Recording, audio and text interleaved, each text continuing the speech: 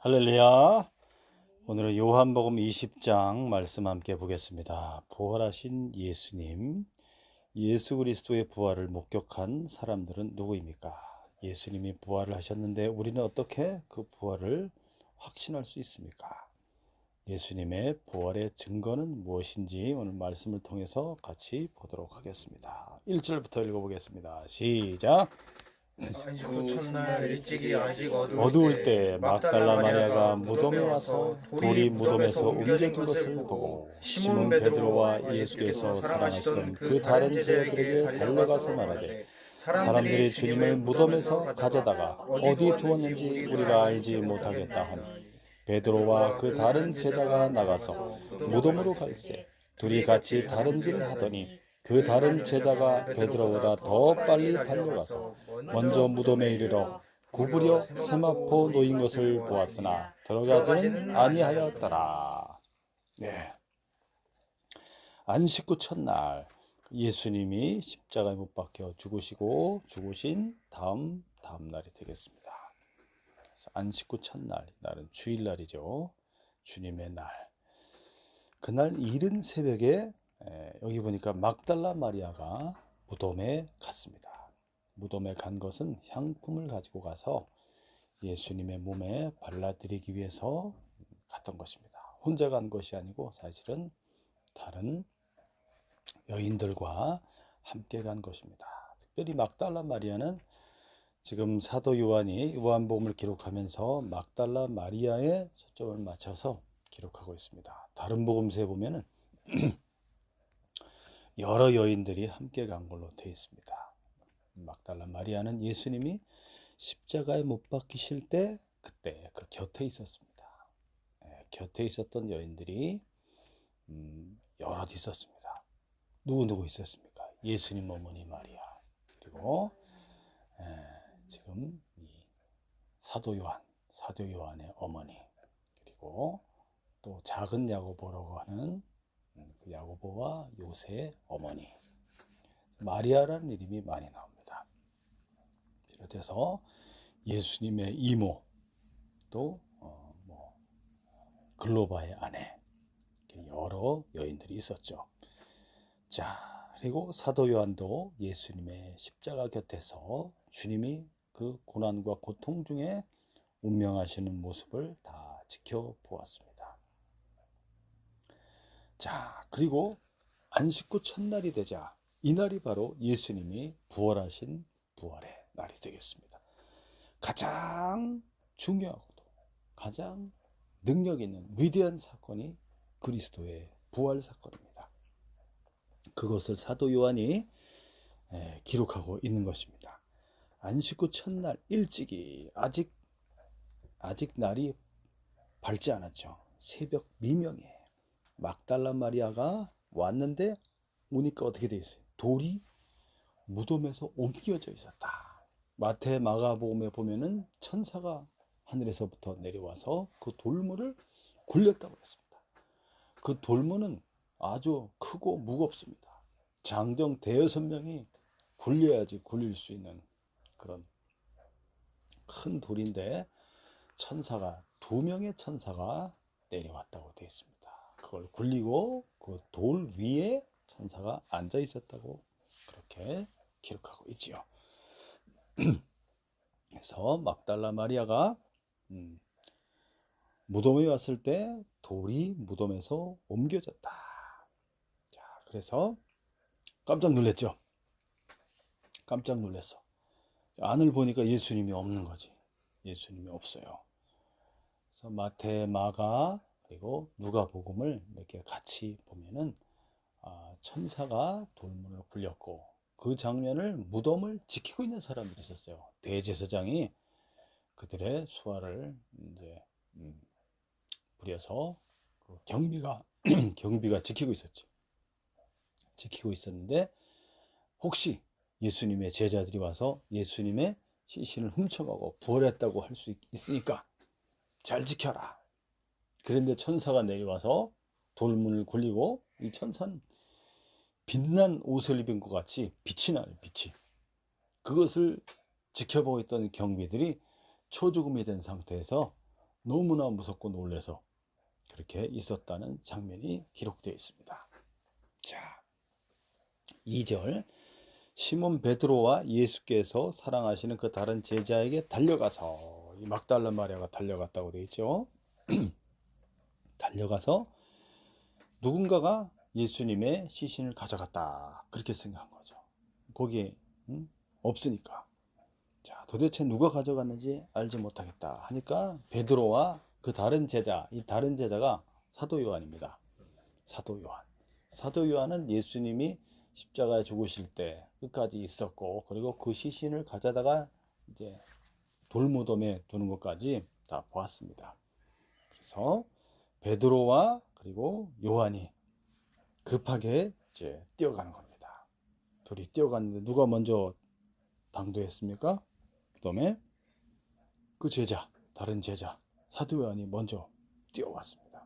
뛰어왔고, 그리고 베드로가 도착해서 무덤 안으로 들어가서 보았죠.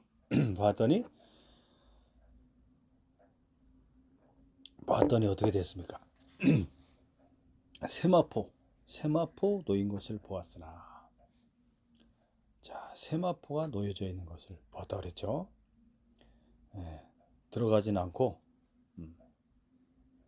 사도 요한이 구부려서 이렇게 봤으니 보니까 세마포가 예수님을 이제 장례를 치를 때 예수님을 쌌던 그 천이죠. 세마포. 자, 계속 읽어보겠습니다. 6절부터 시작. 시몬 베드로는 따라와서 무덤에 들어가 보니 세마포가 놓였고, 또 머리를 쌌던 수건은 세마포와 함께 놓이지 않고 딴 곳에 쌌던 대로 놓여 있더라.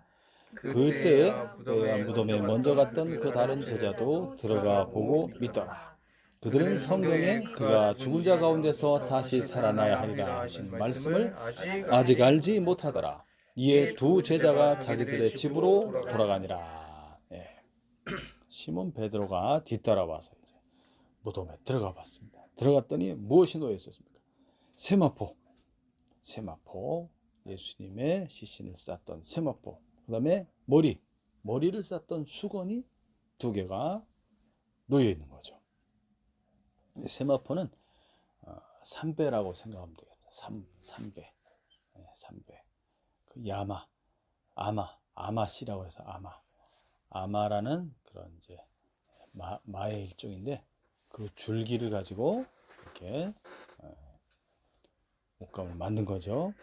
삼배로 생각하면 되겠습니다. 세마포로 쌓아놨는데, 출애굽기에도 보면 이제 성막을 만들 때 가는 배실을 꼬아놓은 배실이라고 되어 있죠. 그게 세마포입니다. 근데 머리를 쌌던 수건은 한쪽에 딴 곳에 있다고 되어 있죠. 딴 곳에. 그래서 딴 곳에 잘 개켜져 있다. 이렇게 수건 이렇게 뚜루루 말하는 것처럼 그렇게 한쪽에 이렇게 있었고, 이쪽엔 세마포, 예수님을 쌌던 그 세마포가 있었고. 자, 부활의 증거입니다. 그것이 부활의 증거. 세마포와 수건, 그것이 이렇게 있고, 예수님은 시신 없는 거죠. 진짜 예수님 시신이 없다고 생각한 거야. 부활했다는 생각을 못하고 있어. 어디 갔지? 주님의 시신 누가 가져간 거야? 이렇게 생각한 거야. 이렇게 생각했어요. 자, 예수님이 부활하신 것입니다. 부활. 예수님이 부활할 때 예수님을 쌌던 여기 세마포, 그 다음에 얼굴을 머리를 쌌던 이 수건 그대로 놓인 상태에서 예수님만 속에서부터 싹 해서 간 것이 아니라, 그렇게 된 것이 아니고, 한쪽에는 세마포가 있었고 이쪽에는 수건이 있었다고 되어 있죠. 그렇게 싹 그냥 몸만 싹 빠져나온 그것이 아니고 그대로 일어나셔서 이렇게 벗은 거라고 보면 되겠습니다.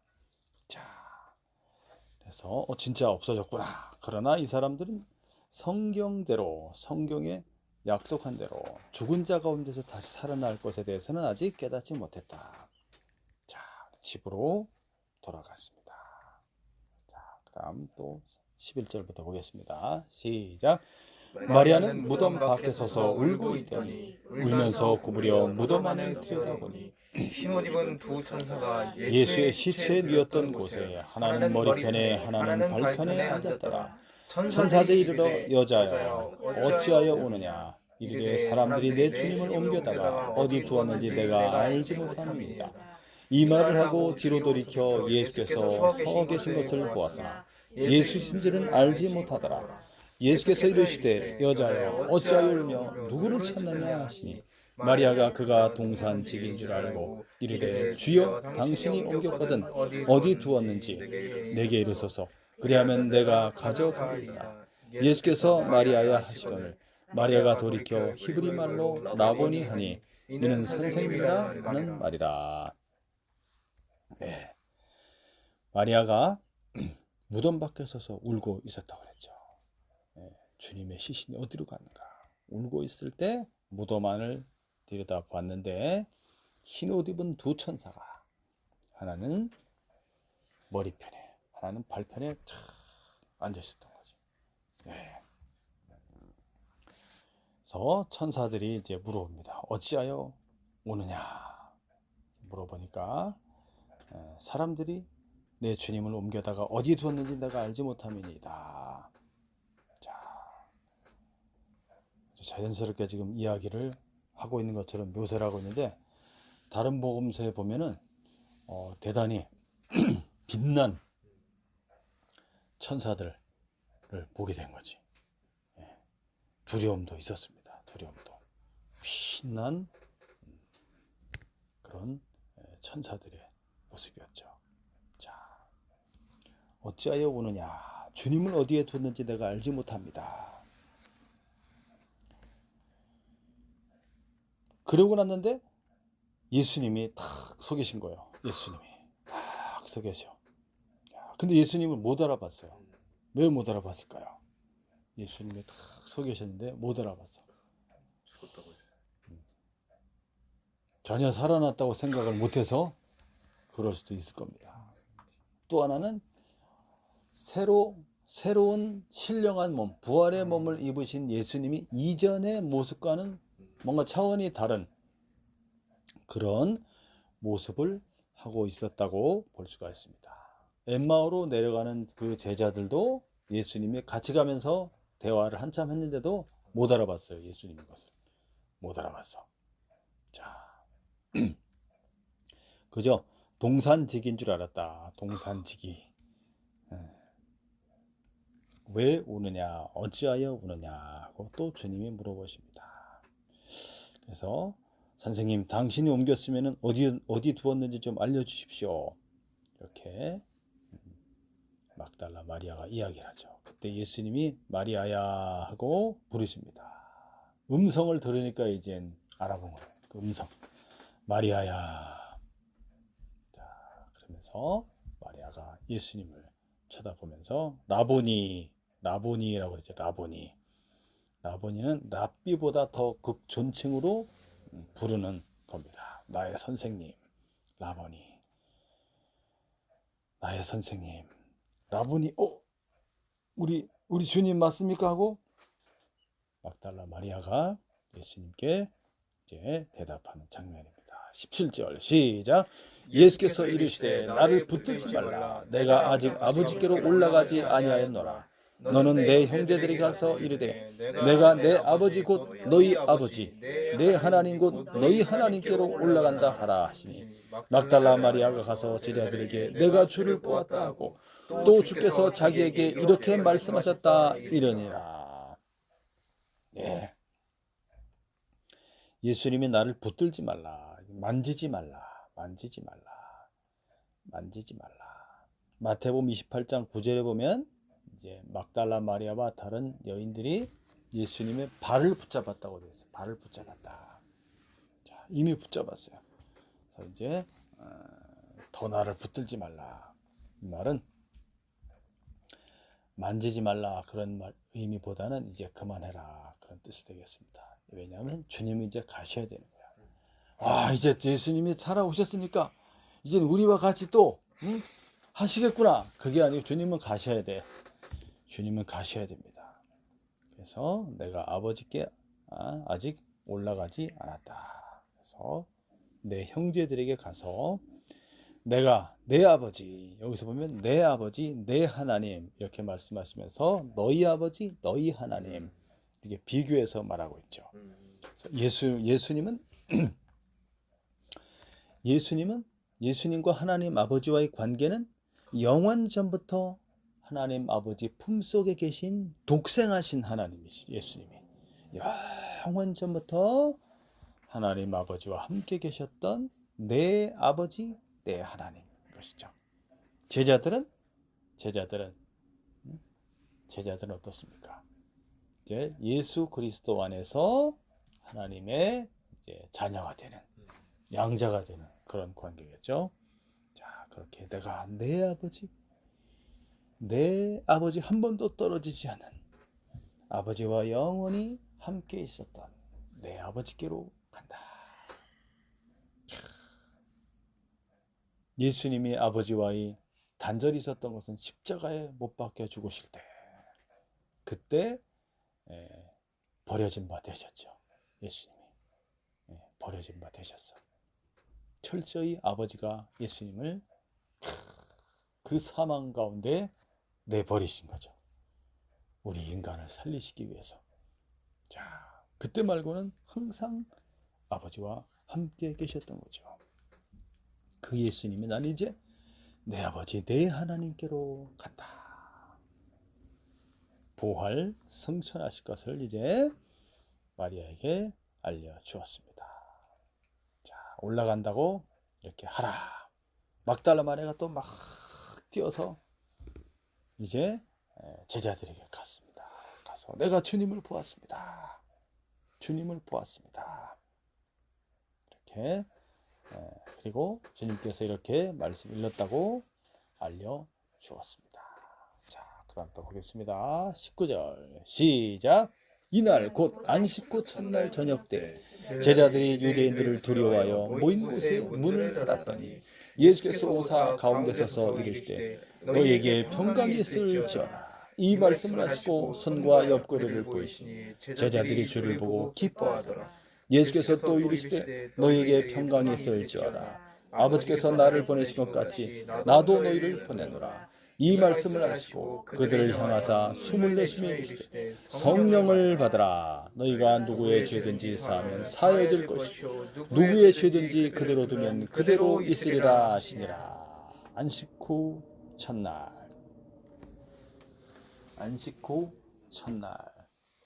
그날 저녁 때에 제자들이 한 곳에 모여 있었습니다. 문을 굳게 닫았다. 문들을 굳게 문을 닫았다고 나오죠.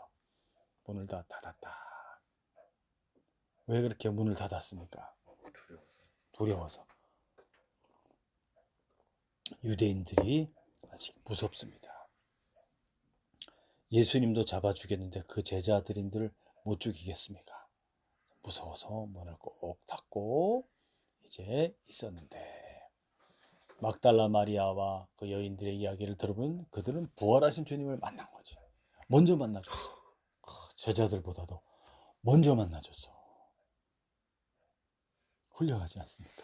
그 여인들이 끝까지 주님 곁에서 있었던 거죠.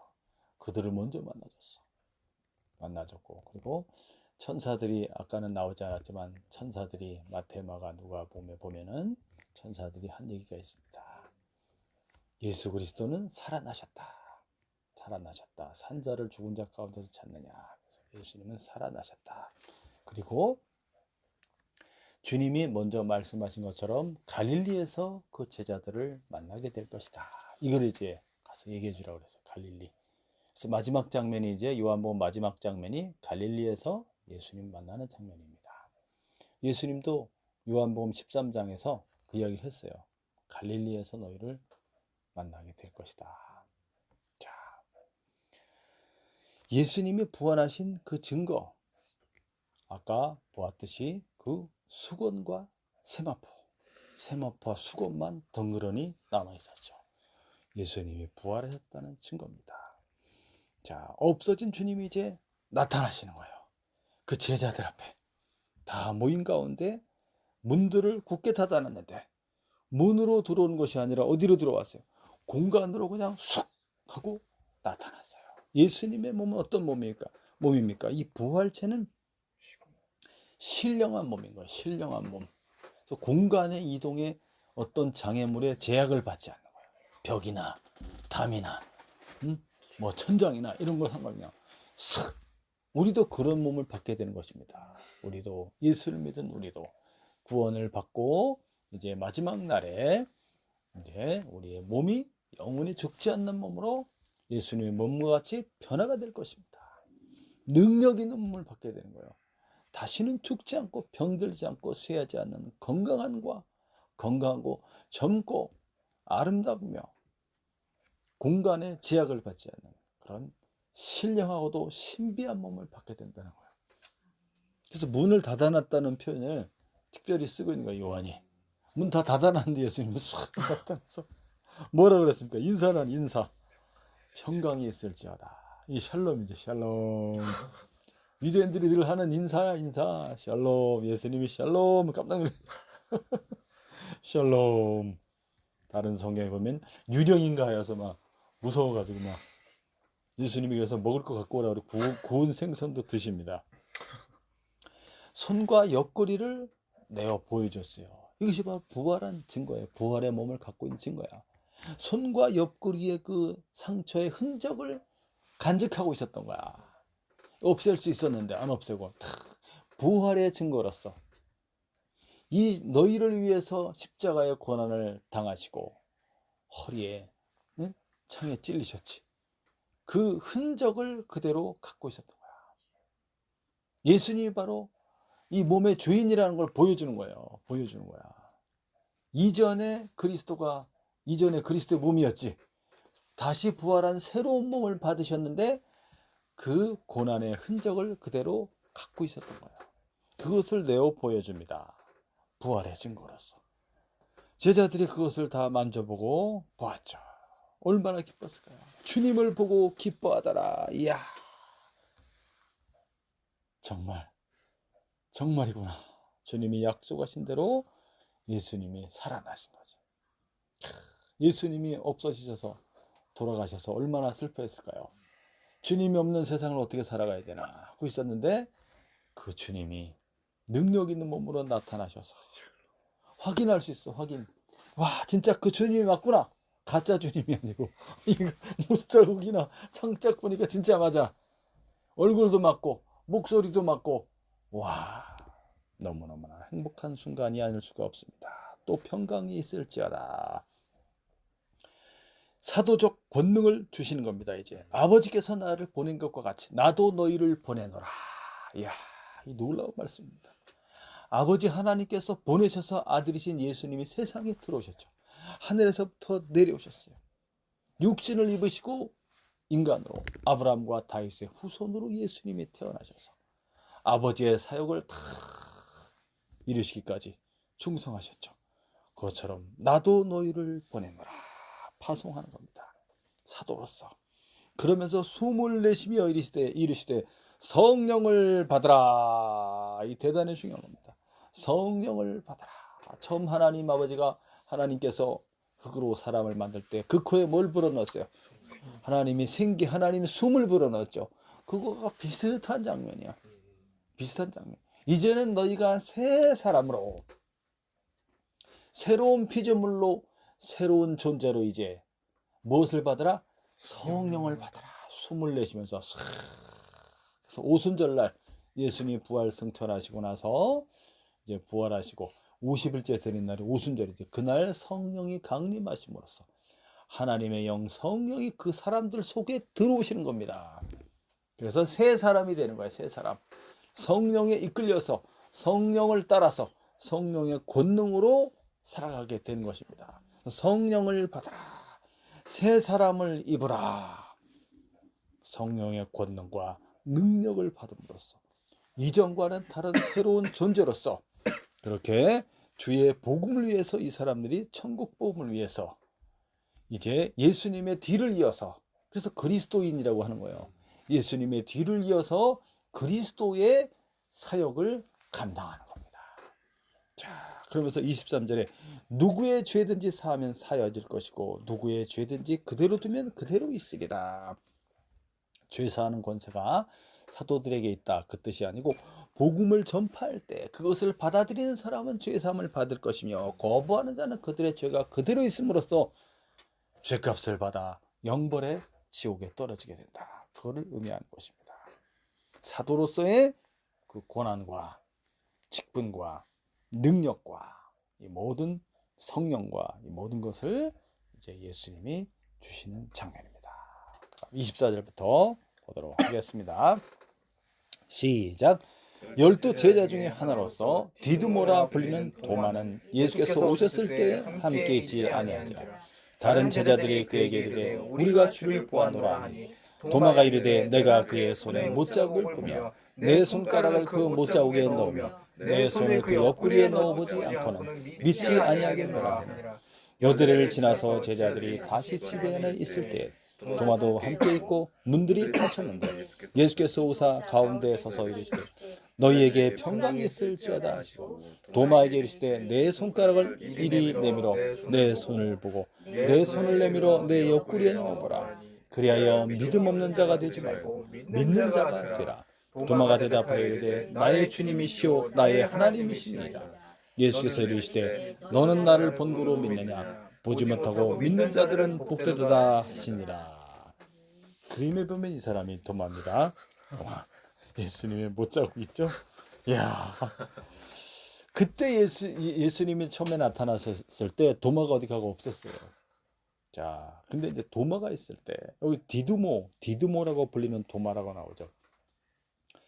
이 도마라는 이제 이 이름을 헬라어로 바꾸면 디두모가 되겠습니다. 디두모의 어원의 뜻은 쌍둥이 또는 이중적.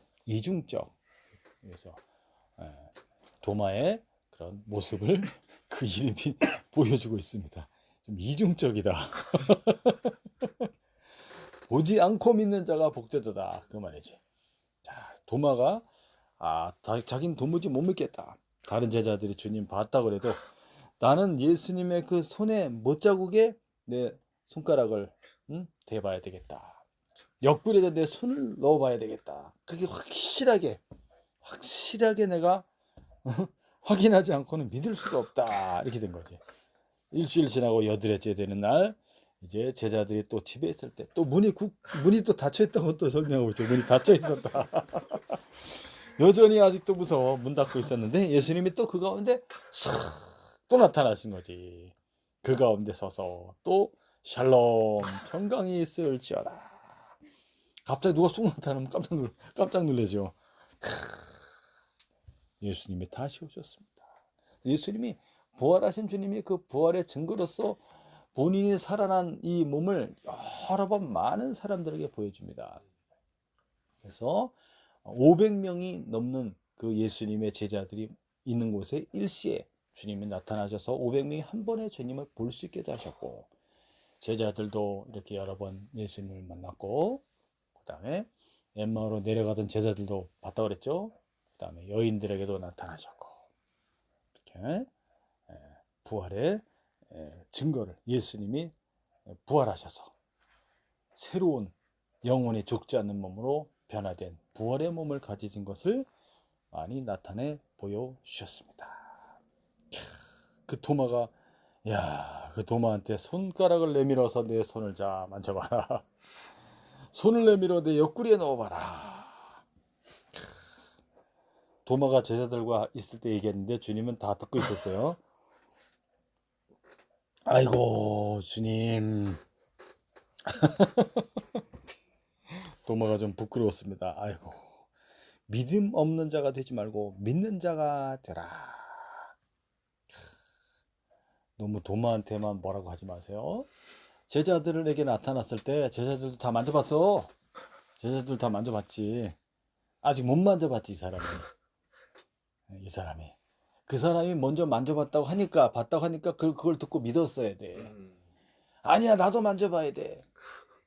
그거보다는 먼저 부활을 목격한 그 사람들이 증언하고 있기 때문에 그것을 믿었어야지. 믿는 자가 되라. 당신은 나의 주님이시오 나의 하나님이십니다. 신앙 고백을 했습니다. 예수께서 이르시되 나를 본고로 믿느냐 보지 못하고 믿는 자들은 복되도다. 이제 이 사도를 통하여 제자들을 통하여 수많은 부활의 목격자들이 이제 앞으로 그 당시 사람들 예수님의 부활하신 것을 아직 보지 못했던 많은 사람들과 후대에 이제 지금 우리에게 이르기까지 먼저 예수를 믿은 그 사람들이 먼저 부활을 목격한 그 사람들의 증언에 의해서 우리가 그리스도의 부활을 확신하는 겁니다. 또한 그리스도 예수가 예수의 이름으로 보내시는 성령, 그 성령이 바로 부활의 증인이 되는 것입니다. 성령이 예수의 부활의 증인이에요. 성령이. 그 성령이 우리 안에 들어오심으로써 우리가 주님이 살아계시다는 것을 확신할 수가 있는 겁니다. 또한 예수님이 그 이름을 주셨습니다. 내 이름으로 무엇이든지 구하면 그대로 이루어질 것이다. 내가 시행할 것이다. 그래서 아버지께 영광을 받게 할 것이다. 예수님이 부활하신 증거입니다. 예수님이 죽었고 능력이 없고 아무것도 없다면 그 이름 사용해봐야 무슨 일이 나타나겠습니까? 예수님의 이름과 성령은 확실한 부활의 증거이며 예수 그리스도를 목격한 사람들의 증언이 또한 증거이며 그 다음에 이 성경이 증거인 것입니다. 이 성경, 기록된 성경이 증거인 것입니다. 예수님이 어떻게 십자가에 죽으시는지 어떻게 못 박히시는지 그 고난 속에서 무슨 말을 하시는지 다 기록되어 있어요. 그리고 예수님의 부활에 대해서도 기록이 되어 있지. 그리고 예수님 분께서 십자가에 죽으시고 제3일에 살아날 것을 다 미리 말씀하셨고 말씀하신 그대로 다 이루어지게 된 것입니다. 할렐루야. 마지막 30절부터 읽어보겠습니다. 시작. 제자들의 옆에서 이 책에 기록되지 아니한 다른 표적도 많이 행하셨으나 오직 이것을 기록하면 너희로 예수께서 하나님의 아들 그리스도이심을 믿게 하려 하며 또 너희로 믿고 그 이름을 힘입어 생명을 얻게 하려 함이니라. 요한복음을 기록한 목적에 대해서 다시 사도 요한이 쓰고 있습니다. 예수께서 제자들 앞에서 이 책에 기록되지 아니한 다른 많은 표적들이 있습니다. 그래서 마태, 마가, 누가복음에 표적들에 대한 얘기가 많이 나오죠. 요한복음에는 이제 그 많은 표적들 중에서 일부만 여기 써 있는 거예요. 그래서 다른 표적들도 많이 있다. 여기 이 책에 기록하지 않은. 자, 그것을 이제 얘기하면서 이 요한복음을 기록한 목적은 예수께서 누구다? 하나님의 아들 되시는 것을 지금 사도 요한이 증언하고 있는 거예요. 그가 하나님의 아들이시다. 구원자로서 인간으로 세상에 오신 그분이 하나님의 아들이시다. 그래서 위에서부터 영원전부터 하나님 아버지 함께 계셨던 독생하신 하나님이라고 분명히 요한복음 1장에 기록하고 있죠. 그분이 천지 만물을 창조하신 창조주시라는 것도 기록하고 있고 그가 하늘에서부터 이 세상으로 내려오셨다고 기록하고 있는 것입니다. 내려오신 그가 하늘로 올라가신다는 거예요. 할렐루야. 자, 그리고 그 하나님의 아들이 누구라는 겁니까? 그리스도라는 것을 얘기해요. 그리스도. 그가 그리스도다. 그리스도라는 말 뜻은 왕이라는 뜻이에요. 왕. 하나님 나라의 왕이라는 거예요. 그리스도가 이 세상 유대인의 이 세상 나라의 왕이 아니라 하나님 영원한 하나님 나라의 왕이시다. 그래서 영원한 만유의 통치자이시다는 거예요. 그리스도가 하나님의 아들이시면서 또한 그리스도의 의미는 또 뭐가 있습니까? 영원한 대제사장인 거예요. 예수님이 자기 몸을 제물로 바친 영원한 대제사장으로서 속죄 제물로 자기의 몸을 바쳐 물과 피를 다 쏟으셨고 그가 영원한 중보자로 부활 승천하셔서 어디 계시다는 거예요? 하나님 아버지 보좌 우편에 앉아 계시다. 그가 우리를 위해서 영원한 중보자가 되셔서 모든 죄 사함을 받은 우리가 영원토록 거룩함을 입고 의인이 되어 하나님 아버지의 영원한 아들들로서 하나님의 나라를 그리스도와 함께 상속받아서 그 나라를 통치하는 자리에 서게 된다는 것입니다. 예수님이 바로 하나님의 아들이시며 그리스도이신 것을 믿게 하기 위해서 이 요한복음을 기록하였다. 그리고 또 그 예수 그 이름을 힘입어서 무엇을 얻는다? 생명을 얻게 하려 합니다. 예수 그리스도, 오직 예수 그리스도만이, 하나님의 아들 그리스도 예수만이 유일무이하신 구원자가 되시고 그 안에 무엇이 있다? 영원한 생명이 있다는 거예요. 아버지에게 영원한 생명이 있은 것 같이 하나님의 아들에게도 영원한 생명을 주어 생명의 연합관계인 것이지, 그 아들 예수를 믿는 자에게 영생이, 영원한 생명이 주어지게 되는 것입니다. 예수를 믿음으로 말미암아 이제 영원한 생명에 탁 붙어있게 되는 거예요. 그래서 영생을 얻게 되는 것입니다.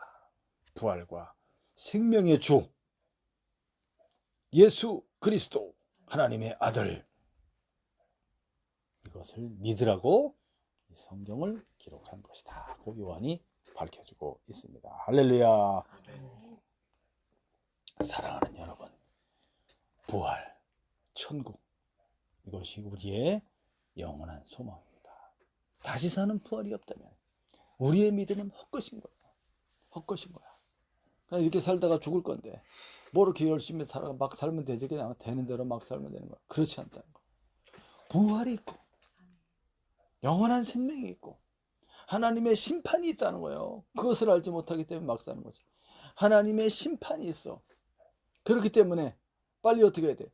회개해야 돼. 회개. 그 죄의 길에서 회개하고 돌이키고 누굴 믿어야 돼?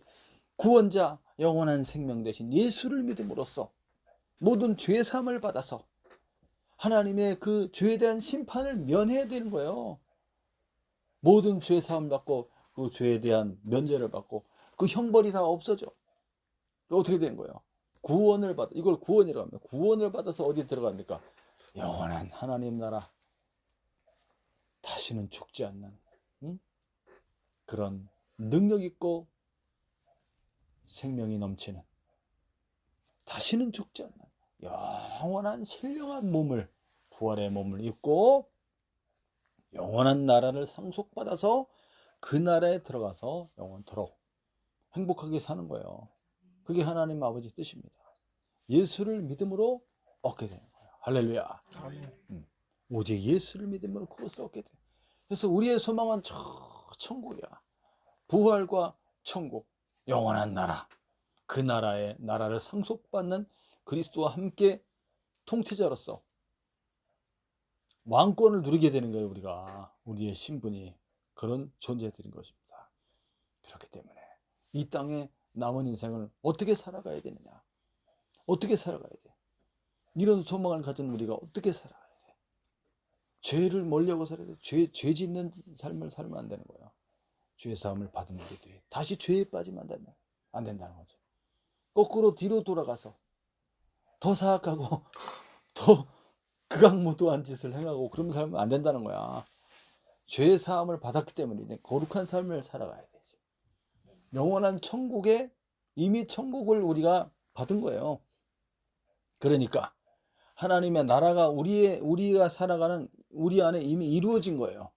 하나님 나라의 하나님의 자녀로서, 그래서 거룩한 삶을 살아가고, 모든 하나님 나라 천국의 그 풍요를 상상할 수 없는, 측량할 수 없는 그리스도의 풍성함을 주셨어. 이미 주셨어. 거기서 다 받을 거야. 거기서 받을 거야. 이미. 여기서 지금 좀 못 누린다고 그래서 걱정할 게 없어요. 저기 가서 받는 거야. 저기 가서. 여기서 많이 누린 사람은 그거 받을 게 없어요. 거기 가서. 여기서 많이 누리고 있으니까 그 사람은 여기가 천국이지. 그러니까 저 영원한 천국에 대한 소망이 없지. 그래서 부자가 천국 가기 어렵다는 거예요. 그래서 부자가. 우리는 그런 소망을 갖고 있기 때문에 이 땅에 살아가는 동안에 감사함으로 살아가야 된다는 거예요. 감사함으로. 주신 것에 만족할 줄 알아야 돼. 만족하고.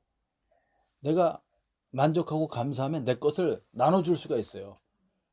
감사하지 않고 불만족하고 맨날 이러면 막 어디서 뭐 없나 막 더 가지려고 그러니까 남에게 줄 수가 없지.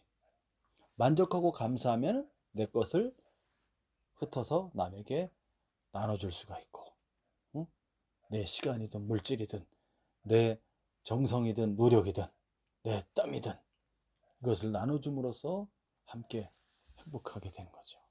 그러면 하나님 나라 저 천국에서 어마어마한, 여기서 요만큼 뿌렸는데 저기서 받을 것은 막 상상할 수 없을 만큼을 주시게 되는 겁니다. 그래서 이 땅에 살아가는 동안에 저 하나님 나라 영원한 천국을 생각하며 어떻게 해라? 많이 심는 자가 되라. 많이 나눠주는 자가 되라. 감사하는 자가 되라. 죄를 멀리하고 행복하게 살아가라. 이 하나님의 아버지의 뜻입니다. 그 가운데 하나님이 주신 비전을 이제 받고, 비전은 내가 계획하는 것이 아니야. 하나님이 계획한 것을 보여주는 거야. 하나님이 보여주시는, 내가 앞으로 어떻게 살아가야 될지에 대해서 하나님 보여주셔요. 보여주시는 것을 보고 그것을 따라서 이제 쫙 살아가면 되는 거예요. 그래서 기도해야 되는 거예요. 그래서 성령의 충만함을 받고 하나님이 보여주시는 그 비전을 따라서 내가 달려가리라 하고 뛰어가는 거지. 아무것도 보지 못하고 막 이리 뛰고 저리 뛰고 그러면 인생이 피곤한 거예요. 하나님이 보여주시는 그 비전을 발견해야 돼. 그래서 아버지의 뜻을 구해야 되는 거예요. 기도해야 되는 겁니다. 오늘도 이번 한 주간도 주 안에서 부활과 영원한 천국의 소망을 갖고 행복하고 즐겁고 감사하는 한 주간 되시기를 바라며, 우리 주님께서 보여주시는, 하나님께서 보여주시는 그 비전을 따라서 그렇게 힘있게 달려가시는 한 주간 되시기 바랍니다. 기도하겠습니다.